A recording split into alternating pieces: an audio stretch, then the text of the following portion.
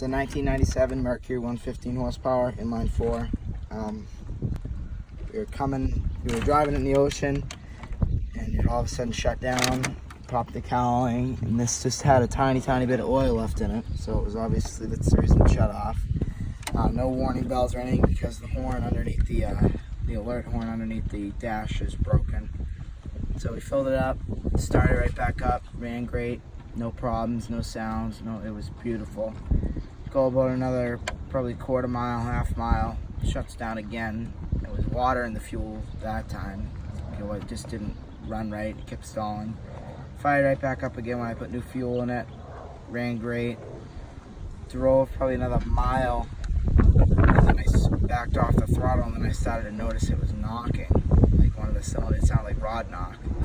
And it progressively got worse as we came closer into shore. And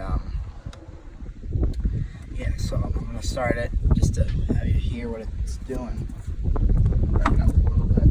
So it's got oil in the pump and the reservoir and all that, so